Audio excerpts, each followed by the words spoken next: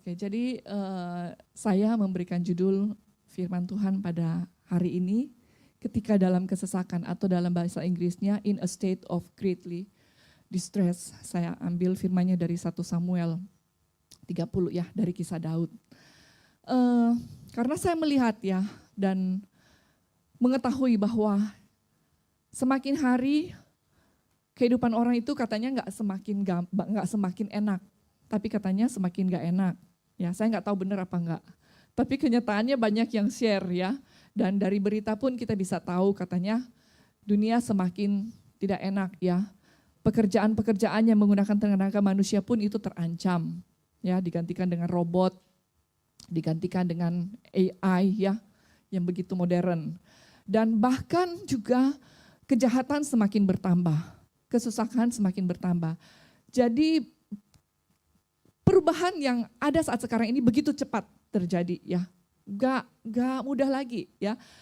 Kemarin waktu di sel grupnya Sophie ya, Tante Flor sempat sharing, dulu kecil main layangan. Ya, sekarang kita nggak bisa lihat anak-anak kita main layangan. Coba di sini ada anak-anak saudara-saudara nggak yang main layangan? Nggak ada. Waktu kecil Tante Flora main, saya masih keburu juga main layangan. Saya bisa main layangan juga ya. Masih keburu ya. Kita main congklak ya, main lompat tali, masih ada. Tapi zaman sekarang kan beda permainan anak-anak ya. Berlomba-lomba main gadget ya. Anak-anak tuh kalau nggak main gadget seakan-akan ketinggalan zaman.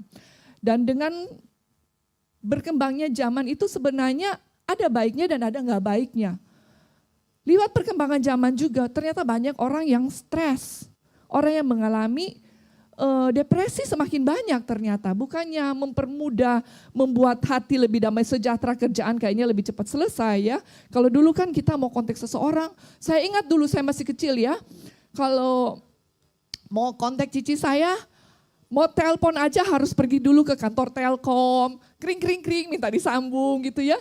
Tapi sekarang kan udah WA aja apa langsung telepon gitu ya, begitu gampang. Atau enggak, zaman dulu pun masih sempat tulis surat, kalau pacaran masih tulis surat ya, ngepost dulu ya. Sekarang enggak, lewat WA begitu cepat. Sebenarnya tuh mempermudah ya, karena segala sesuatu cepat sekali terjadi gitu loh. Tapi ternyata dengan kemajuan zaman ternyata banyak orang juga yang mengalami masalah-masalah ya.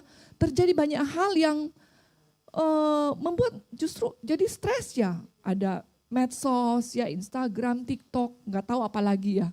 Saya nggak begitu banyak mengikuti ya. Tapi ya saya lihat begitu banyak terjadi perubahan yang begitu cepat ya, dan membuat orang akhirnya mengalami kesesakan. Kadang-kadang kalau saya lihat-lihat ya, kok kayaknya dia biasa-biasa aja. Tapi seakan-akan hidupnya begitu stres gitu loh.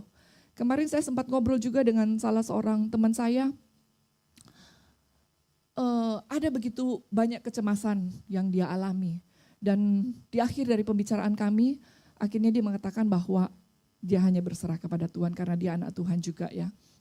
Dan ya begitu banyak hal yang terjadi di akhir zaman ini. Ini juga gaptek nih. Yang manakah harus aku pencet? Belum di on. Oh sudah. Oke. Nah saudara-saudara, ketika kita mengalami kecemasan, kadang-kadang kecemasan itu tidak membuat kita berubah menjadi baik. Malah kecemasan itu membuat kita bertambah-tambah masalahnya ya. Kalau kita lihat di sini, ya mungkin saudara pernah cemas nggak sih? Pernah mengalami kesesakan nggak sih? Atau semua ada yang enak-enak aja hidupnya?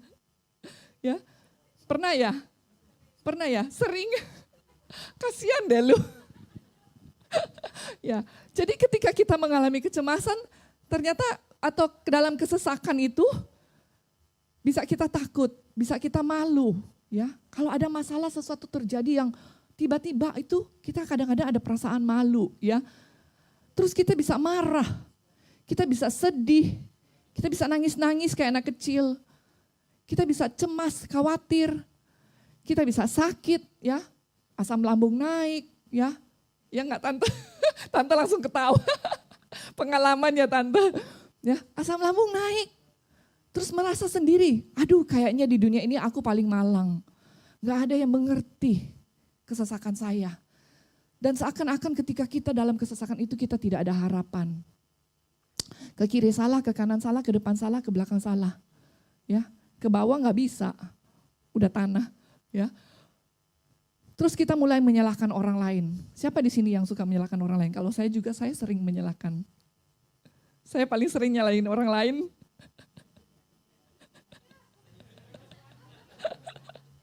Yang lain senyum aja ya. Sama ya Tante, berarti saya nggak sendiri dong. Ya, kita mulai menyalahkan orang lain. Terus menyalahkan diri sendiri. Ada nggak perasaan, aduh bodoh saya. I'm stupid.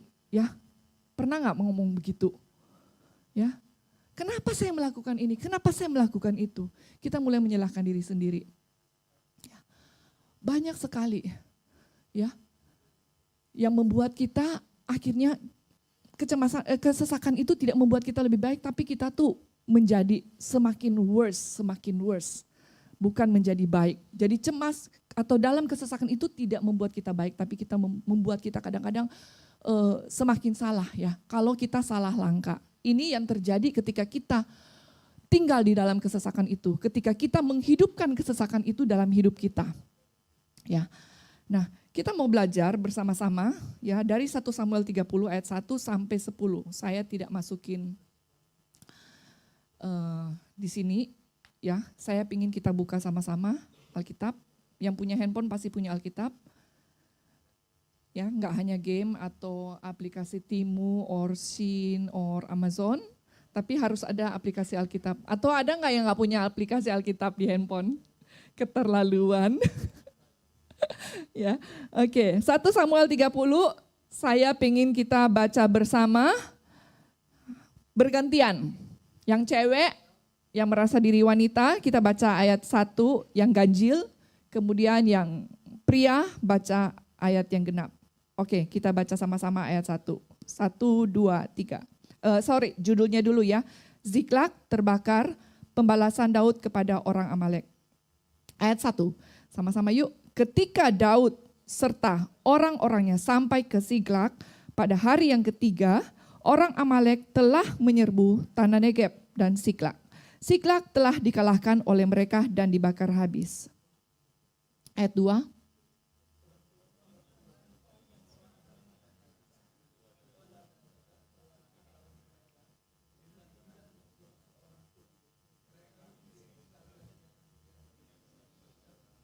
Kurang kenceng nih laki-laki.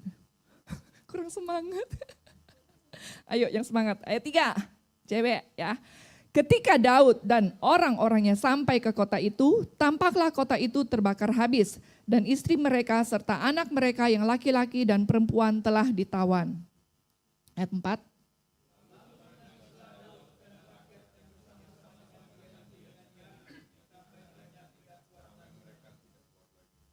Ayat 5. Juga kedua istri Daud ditawan, yakni Ahinoam, perempuan Yisrael, dan Abigail, bekas istri Nabal, orang Karmel itu.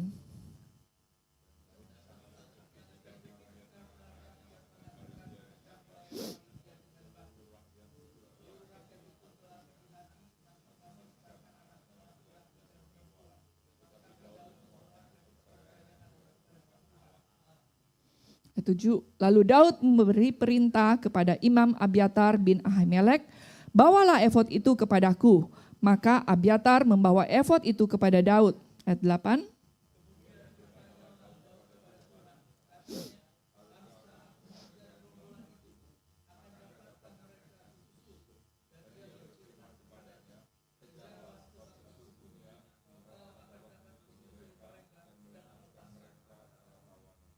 Ayat 9. Lalu pergilah Daud beserta ke-600 orang yang bersama-sama dengan dia. Dan sampailah mereka ke sungai Besor. Sementara orang-orang yang mau tinggal di belakang berhenti di sana.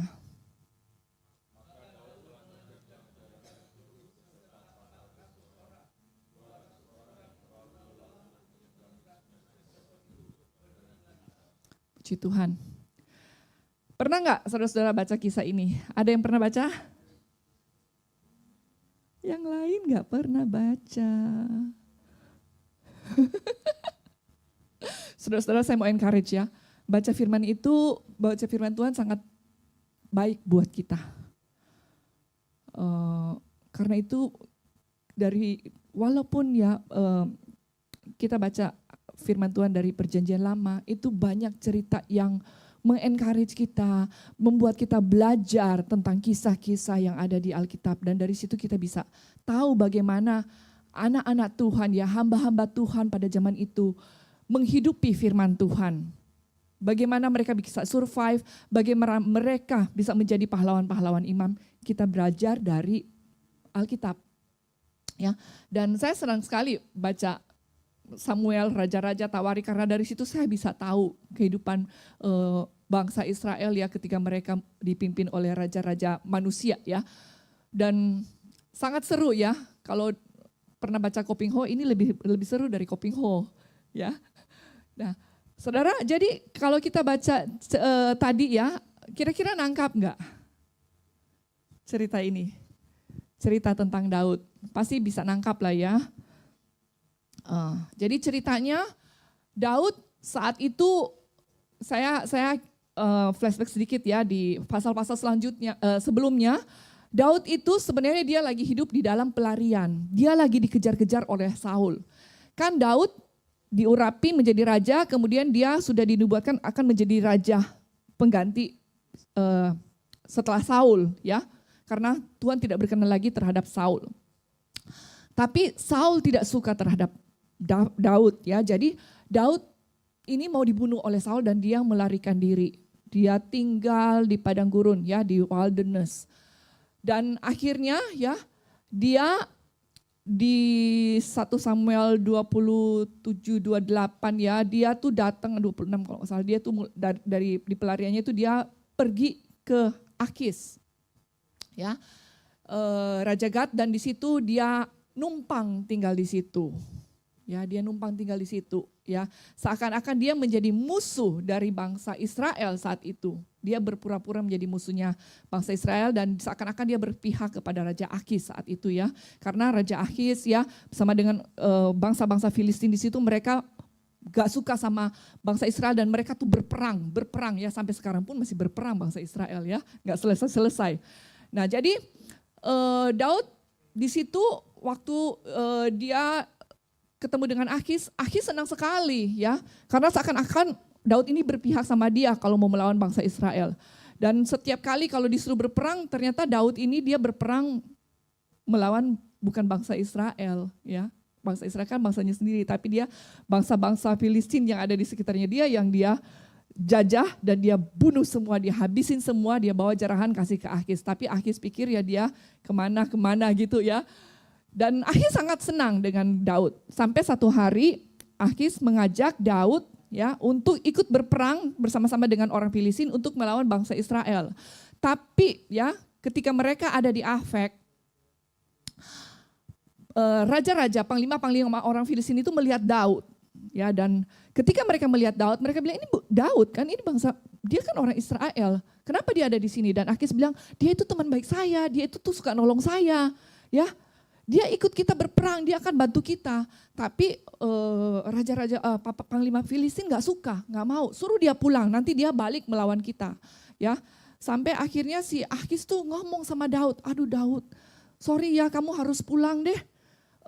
Karena mereka nggak suka ya sama kamu pulang aja. Tapi kamu ini adalah orang seperti utusan Allah katanya. Di bahasa terjemahan bahasa Inggris yang lain dikatakan you are like an angel for me, kayak bodyguardnya dia gitu loh ya.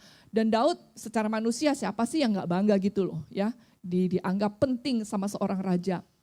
Dan akhirnya Daud kembali. Dan Siklak adalah tempat tinggalnya Daud saat itu karena diberikan oleh Raja Akis ya. Dan Daud pulang ya dari Afek dia ke Akis itu kita sudah baca tadi 3 hari perjalanan jauhnya. Saya coba search ya berapa jarak antara Afek ke Siklak. Itu kalau naik mobil sekitar 180 something. Kalau jalan kaki sekitar 192 something ya. Jadi kalau jalan kaki mungkin kalau tanpa berhenti itu sekitar 44 jam lebih. Tapi di sini di Alkitab dikatakan 3 hari. Pakai istirahat ya, ada istirahatnya. Ya nggak mungkin 1 hari jalan full terus, ya malam pasti mereka beristirahat. Jadi kurang lebih memakan waktu 3 hari perjalanan. Dan dibilangkan di hari yang ketiga mereka tiba di Siklak. Dan apa yang terjadi? Ketika mereka sampai di Siklak, yang tadi kita baca, ya Siklak habis terbakar. Tidak ada yang sisa, barang habis, bukan hanya barang tapi istri, anak dan orang, mungkin ada orang tua yang tertinggal, itu semua dibawa oleh musuhnya. Dan Daud nggak tahu nih siapa musuhnya. Ya.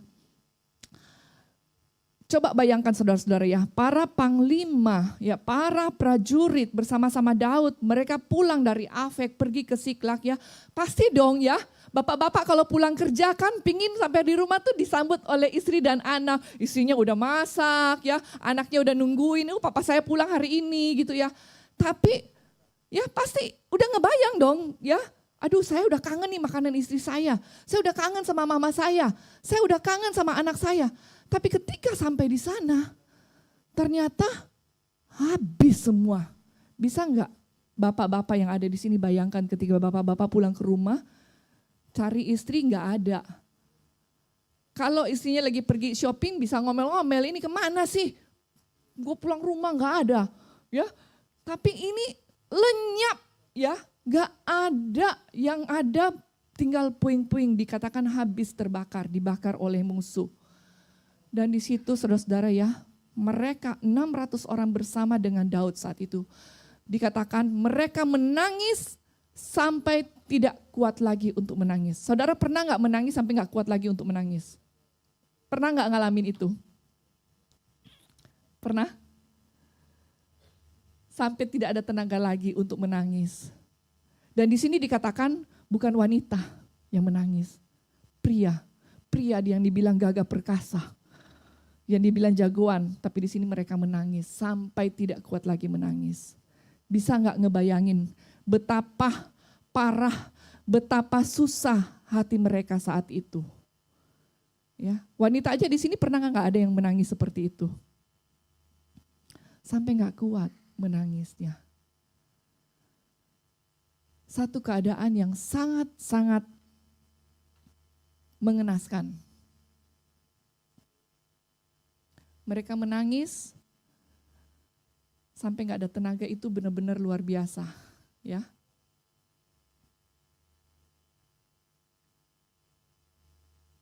Oke. Jadi kalau kita lihat ya yang tadi saya summarize ya di sini, Daud mengalami dikejar-kejar Saul, tinggal di padang gurun, tinggal bersama bangsa Filistin, kehilangan keluarga dan harta benda, Siklak dibakar, kota tempat tinggal mereka. Kemudian orang-orang yang mau melempari dia dengan batu. Ya. Jadi ketika orang-orang itu selesai menangis, mereka bangkit. Mereka mau melempari Daud dengan batu. Mereka marah, penuh dengan kemarahan. Tadi kita sudah lihat kalau kita dalam kesesakan kita bisa marah. Kita mulai blame orang. Kita marah, ya. Di sini orang-orang yang bersama dengan Daud, mereka marah. Yang tadinya mereka ikut melarikan diri bersama-sama dengan, ikut pro dengan Daud ya, meninggalkan Saul ya. Di sini mereka mulai mengatakan bahwa mereka mau melempari Daud dengan batu. Nah, saudara kalau kita lihat di sini ya, Daud dan ke-600 orang yang bersama-sama dengan dia saat itu, mereka dalam keadaan yang sangat-sangat terjepit. Dalam bahasa Indonesianya, di bahasa Inggrisnya dibilang gravely distressed ya. Di situ waktu saya search kata-kata itu benar-benar satu kata yang tadi dibilang sampai mereka nggak kuat lagi. Satu kondisi yang benar-benar sangat menyedihkan. Kondisi yang sepertinya sudah tidak ada harapan lagi, ya. Dan kondisi ini pun banyak kita alami dalam hidup kita. Dan kalau kita lihat di sini penyebab kondisi itu dari mana? Kalau saudara-saudara lihat yang kita baca tadi, penyebab kondisi ini terjadi karena apa? Sampai Siklak dibakar. Tahukah? Udah baca kan tadi? Kondisi ini terjadi karena ada musuh yang datang. Ya, ada bangsa Amalek yang datang menyerbu, merampas, mencuri. Nah, dalam kehidupan kita pun punya musuh, saudara. Mungkin musuh kita nggak bisa lihat, ya. Bukan teman kita mungkin, atau bisa juga dalam wujud manusia, kita nggak tahu, ya. Sampai orang suka bilang musuh dalam selimut. Tapi musuh kita yang sesungguhnya, ini kenapa ya? Oke. Musuh kita yang sesungguhnya ada di Yohanes 10 ayat 10. Dikatakan musuh itu dia datang untuk mencuri, membunuh, menghancurkan.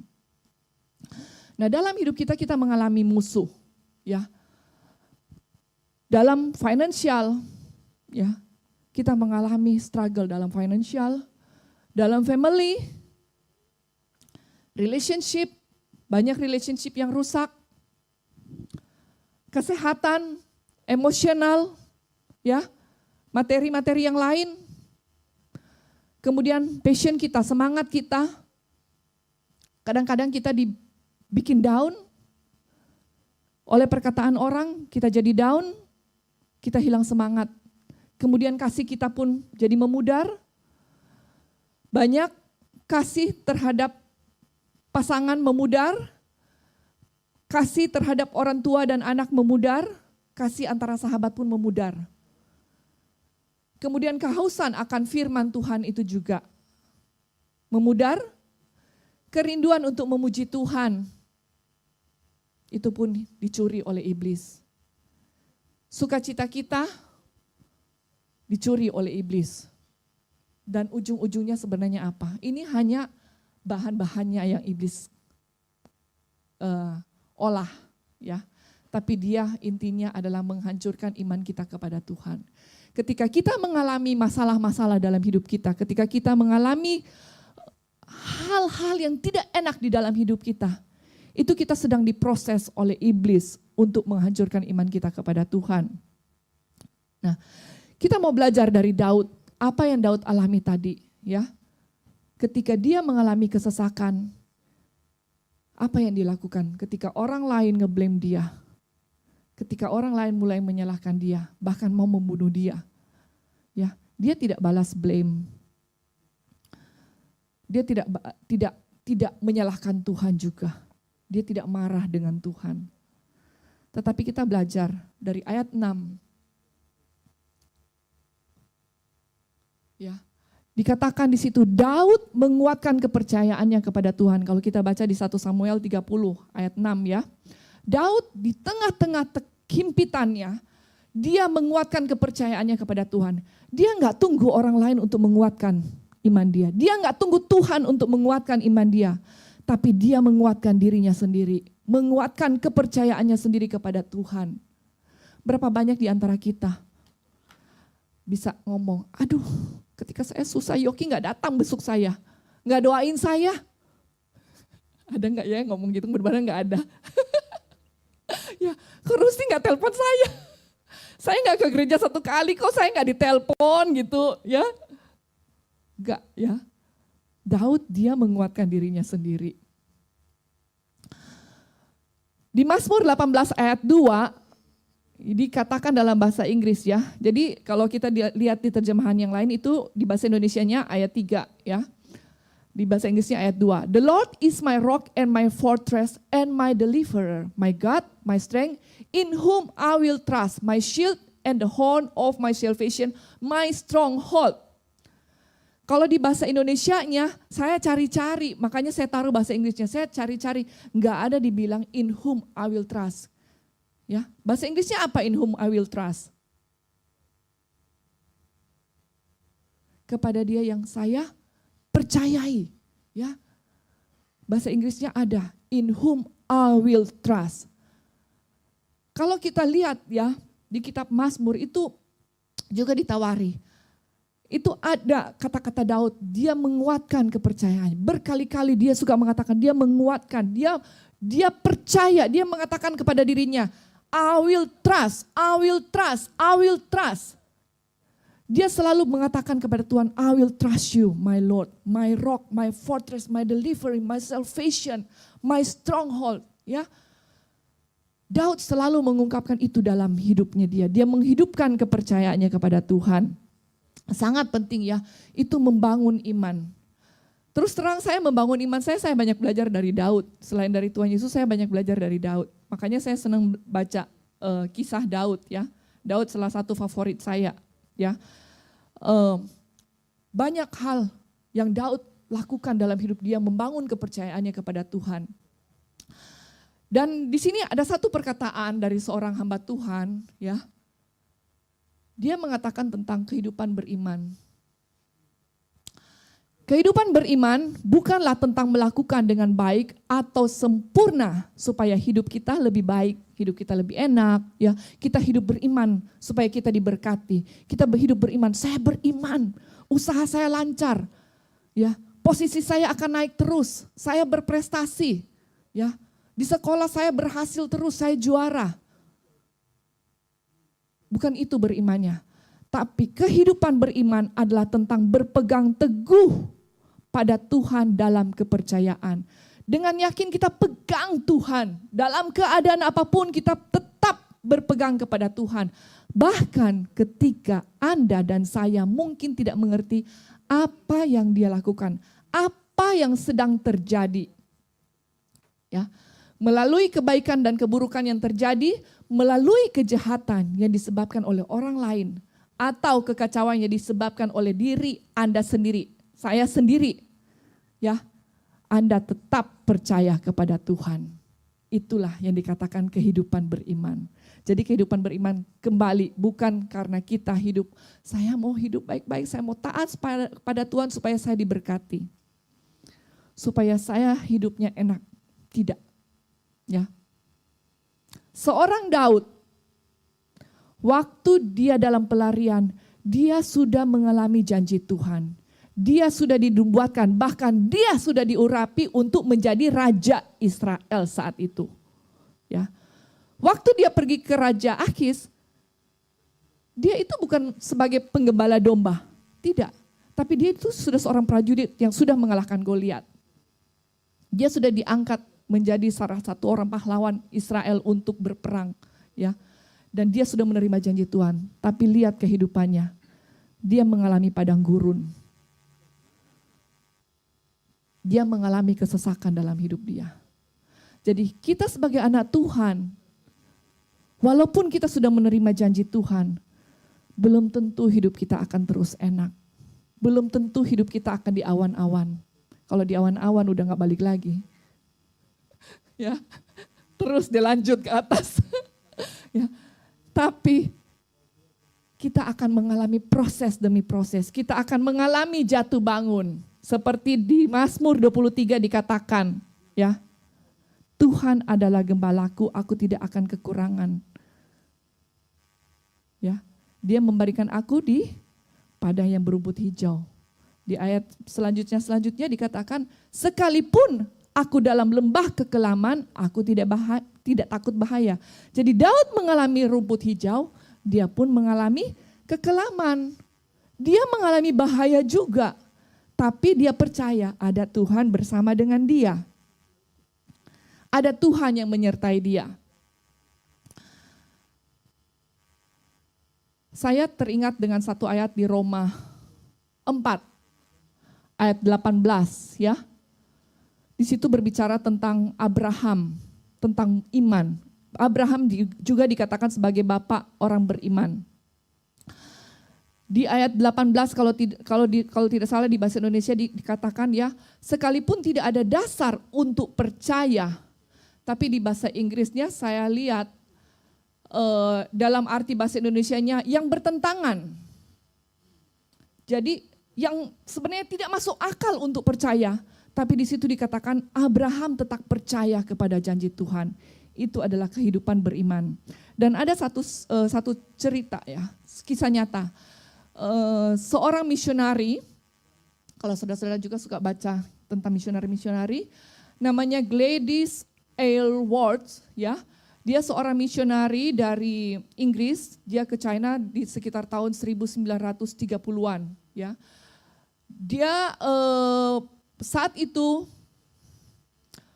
melayani anak-anak ya, dia menolong anak-anak yang tidak terurus atau anak-anak orphan, anak-anak yatim piatu saat itu ya. Dan pada saat itu terjadi perang. Ada Jepang ya, perang dan ada bom. Memang tidak langsung ke tempat itu, tapi efeknya dari bom itu saat itu dia berada di kota Yangcheng kalau tidak salah sebut ya nama kotanya ya. Dan di situ Gladys ini dia berusaha untuk menyelamatkan kurang lebih 100 anak. Dia harus selamatkan supaya mereka tidak mengalami akibat dari perang itu, akibat dari bom ya. Dan dia mencoba membawa lewat bantuan dari beberapa orang China saat itu ya, para komandannya segala ya, yang saat itu bertugas. Dia bilang bahwa dia akan menyelamatkan anak-anak. Jadi ada dari yang balita sampai yang teenager.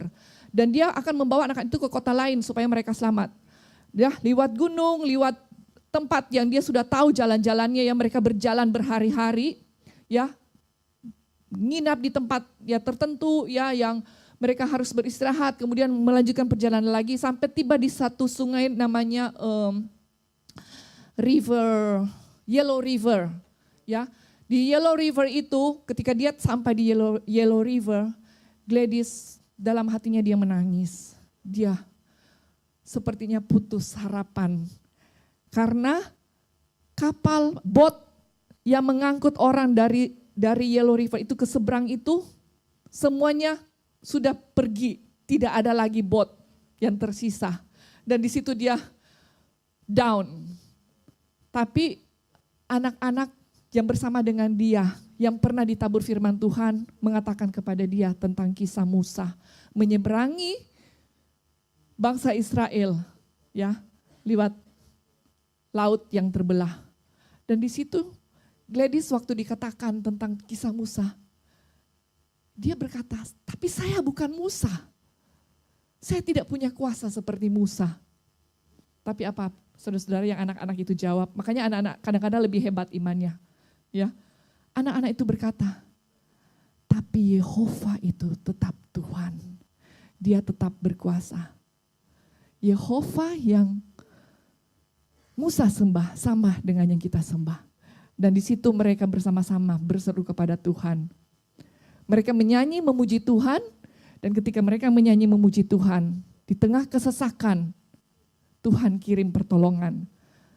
Ada komandan yang mendengar pujian lewat anak-anak itu, kemudian komandan itu kembali mengirim, suruh kapal-kapal itu balik untuk mengangkut mereka semua dan akhirnya mereka selamat. Tiba di seberang ya. Itulah kisah ketika seseorang memiliki iman di dalam kesesakan. Nah, yang kedua, mencari dan bertanya kepada Tuhan. Daud setelah dia menguatkan kepercayaannya kepada Tuhan, dia mencari dan bertanya kepada Tuhan. Dia cari Tuhan. Dia bilang kepada Imam Abiatar saat itu ya, bawa efod itu. Kalau zaman dulu, saudara-saudara mungkin gak ngerti ini efod apa sih efod ya, kalau baca-baca firman. Jadi efod ini adalah satu seperti celemek ya.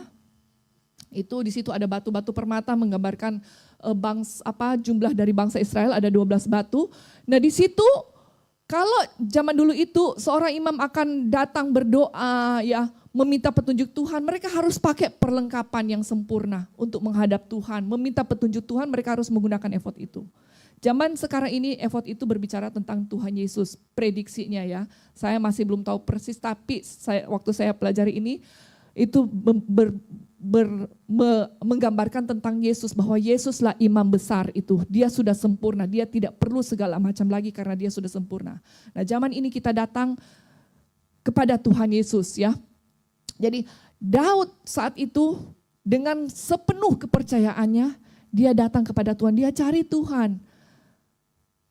Dia minta petunjuk Tuhan. Dia tanya kepada Tuhan ya. Dan kalau kita baca di 1 Petrus 5 ayat 6 dikatakan, humble yourself therefore under the mighty hand of God, that he may exalt you in due time. Jadi Tuhan rindu supaya kita juga datang kepada dia. Dia mau kita datang untuk bertanya kepada dia. Di sini Petrus ya menyampaikan firman ini kepada kita. Petrus menghimbau kita untuk datang kepada Tuhan ketika kita dalam kesesakan juga. Ya, kita cari Tuhan. Kita nggak cari ke mana-mana, tapi cari dulu Tuhan. Tanya dulu Tuhan. Bertanya kepada Tuhan. Berapa banyak dari kita yang ketika mengambil satu keputusan, kita mengambil keputusan semaunya kita sendiri. Ya, dan akhirnya gagal. Kemudian kita blame orang, kita blame Tuhan. Kenapa Tuhan nggak tolong saya? Tuhan bilang enak aja. Tanya aja kagak, ya, atau enggak, gue belum jawab, lu udah melakukan, ya, salah lu sendiri kata Tuhan, ya.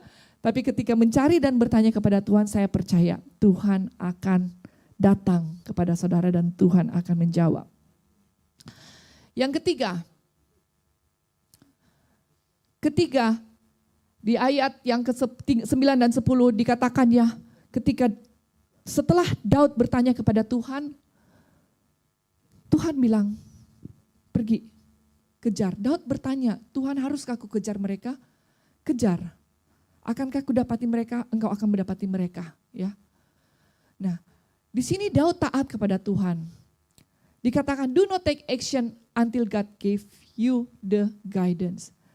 Daud tidak melakukan action sebelum dia bertanya kepada Tuhan. Dia taat, dia tunggu perintah Tuhan. Ya, ketika Tuhan jawab, baru dia action. Dia pergi mengejar musuh. Pastor David mengatakan, don't ask God to lead you unless you are willing to follow. Ya, kalau kita nggak mau follow, mendingan kita jangan tanya Tuhan. Ya, buang-buang waktu, buang-buang kata-kata. Jadi kalau saudara mau ikut Tuhan, saudara bertanya. Kalau saudara mau bertanya, saudara harus ikut Tuhan. Ya. Jadi Daud taat. Daud benar-benar dia mempraktekkan apa yang Tuhan suruh di hidup dia. Jadi saudara, firman Tuhan hari ini mengajar kita untuk satu, kita menguatkan kepercayaan kita kepada Tuhan. Kemudian kita mencari, kita bertanya kepada Tuhan. Kita mentaati Tuhan. Saya undang pemusik untuk datang ya. Daud ketika dia dalam kesesakan, dia gak bertanya, Tuhan kau sudah urapi saya jadi raja. Tapi kenapa engkau membiarkan saya? Kenapa hal ini terjadi? Kenapa istri saya menjadi tawanan? Kenapa anak-anak saya menjadi tawanan? Kenapa orang-orang saya begini? Ya, Daud sudah menerima janji Tuhan. Dia bisa blame sama Tuhan, tapi dia tidak lakukan itu. Dia tidak menyalahkan Tuhan. Ketika orang-orang di sekitar dia menyalahkan dia, dia tidak marah kepada orang-orang itu. Dia tidak blame mereka. Tapi dia menguatkan kepercayaannya kepada Tuhan. Saya undang kita bangkit berdiri.